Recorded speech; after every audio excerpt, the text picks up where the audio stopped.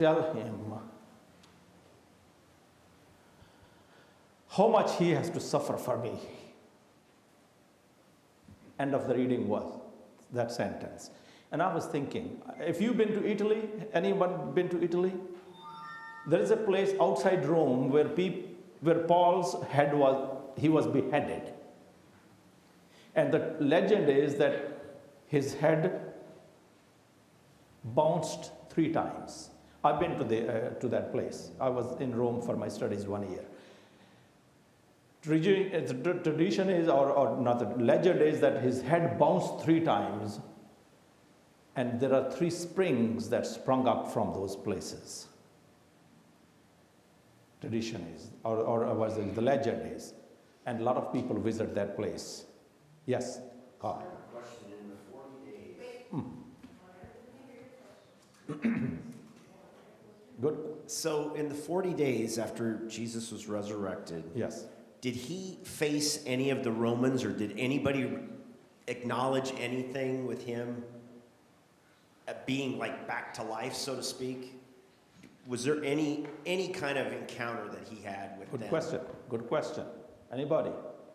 That at least 2 pastors here, 1 lazy preacher here. Did he encounter anybody? Yes. There were 4 times that he appeared to people in the day of the resurrection. And one of the most interesting is the road to Emmaus. Now, Emmaus is 7 miles outside of Jerusalem, and there were 2 people that walking along there.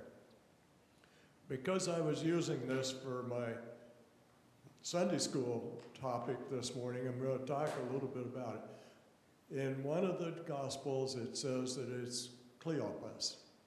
And then in another Gospel, there is the wife of Cleopas at the crucifixion.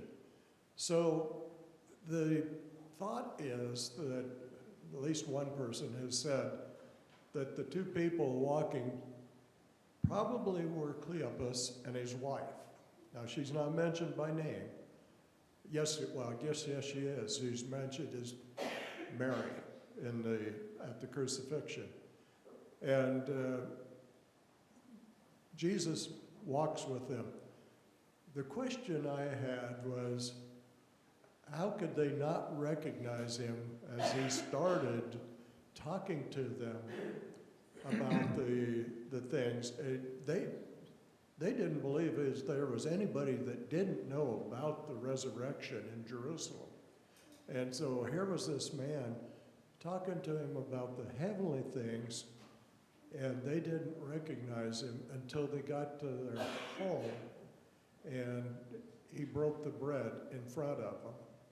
So, yes, the appearances were, I think, a total of 7 or 8. In one case, he appeared to 500 people. Mm-hmm. Now, did he get in conflict with the Romans? That's not mentioned.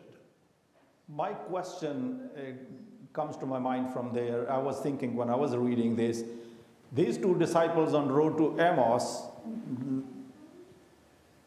they were not really those disciples that followed Jesus day after day, the 12, okay? How come the 12 even did not recognize him? He is there on the beach and they think he's a stranger. So was he in a different form when he came back? Good question. Good question. Yes. A lot of time, that is what the answer scholars gave, that his physical appearance was glorified body now. So they did not recognize him in that. This is a new body.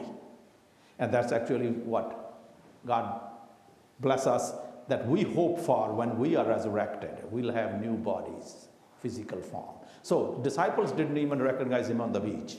Right. And I was thinking, had not even the voice, 3 years you have been with somebody, you can recognize from the person in the dark. Or even I met people, my teachers, who will, I know at one instance, a guy had become kind of blind. From my voice, he recognized me. And yet the disciples couldn't recognize Jesus. Now, here is the answer, what I think from that. Same story that Harry referred to, there is a sentence there that their eyes were kept, it was purposely by God's plan, kept hidden from them. Their eyes were kept. That means they would not recognize him by looking at him. The disciples that rode to Emmaus didn't recognize him until breaking of the bread, and these disciples at the beach don't recognize him until maybe when they broke the bread. And the one they're saying that they love him. well, that comes afterwards. Once in the beginning they didn't. On the beach getting the fish. Yes, when they gives them the bread, maybe that's the time they broke the bread. He said maybe he may have said the blessings, and that's the time they're kind of. Then they say, "Oh, this is." Yeah. Good sharing. I like it. Well, when I read these passages of Scripture, I sometimes don't lean so much on the divine as I do the practical. And why I say that is that in these different passages of Scripture, when this man and woman were walking and talking, think about what they've just been through. Yeah. And they are so focused on what they have experienced, and maybe even focusing on their own pain, they can't see what's around them. And boy, I've done that many times in my life. I've been so focused on church things I need to do when I was a pastor that I didn't take time to really look up. And there was the presence of the risen Christ in my life. Wonderful. As Nancy, would you show the first slide that I have here? If I was preaching, that would have been my first slide. Do we have? From losing your focus to meeting Christ. They were focused, the disciples rode to Emmaus, or the other disciples on the beach and in the boat. They're focused on their suffering and they want to forget that. Peter said, let's forget it. So here is a little story I would have shared in that. A man came to church with his ears painfully blistered. The pastor asked him, what in the world happened to you? The man replied, I was lying on the couch yesterday watching a ball game on TV and my wife was ironing nearby. I was totally absorbed in the game when she left the room, leaving the iron near the phone. The phone rang, and keeping my eyes glued to the TV, I picked up, instead of the phone, iron, put it on my ear. And he said, how come the other ear is... He said the guy, after 2 minutes, the guy called again. Wrong focus. Focusing wrong things can burn your ears. That's what happened to the disciples.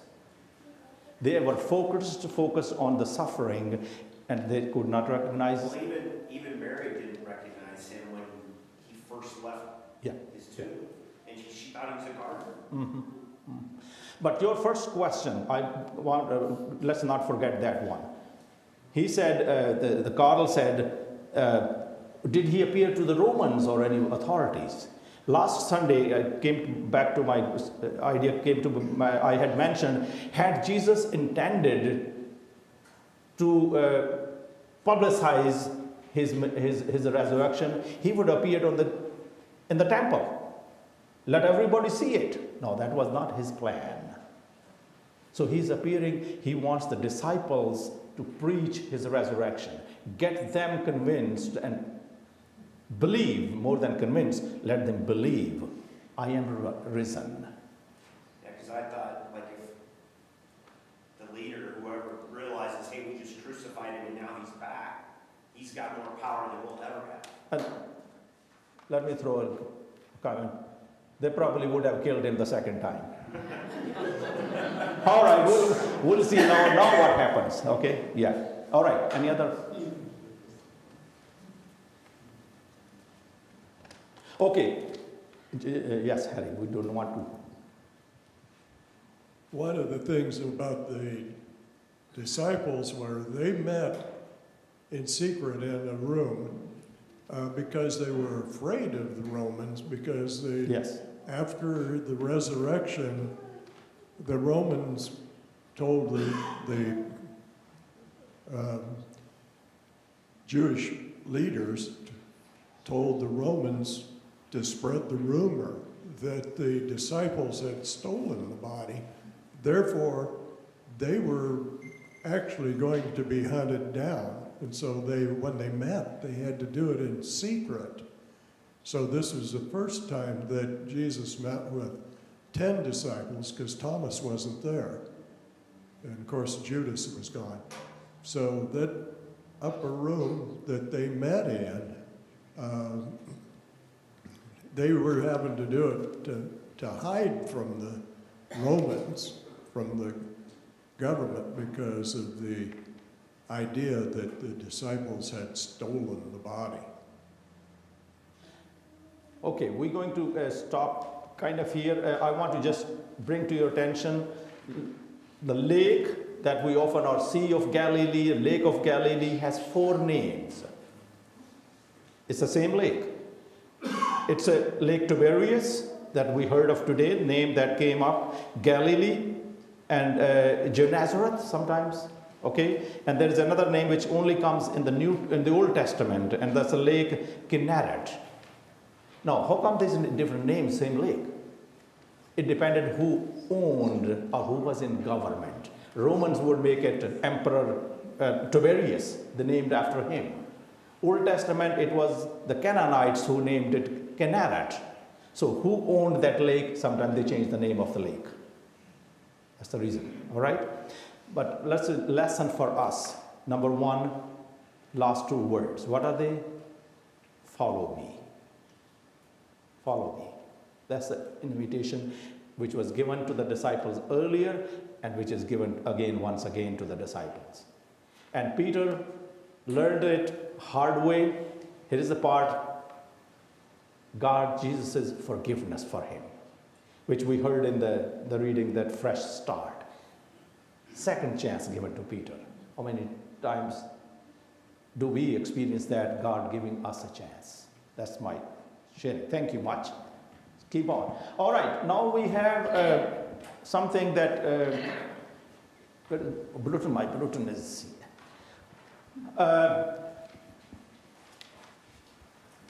among the Native Americans, one tribe, Muscogee Creek Nation, when they have communion service, they have women bring the element to the altar. That's what we want to do today. We will have Sheila and Julie and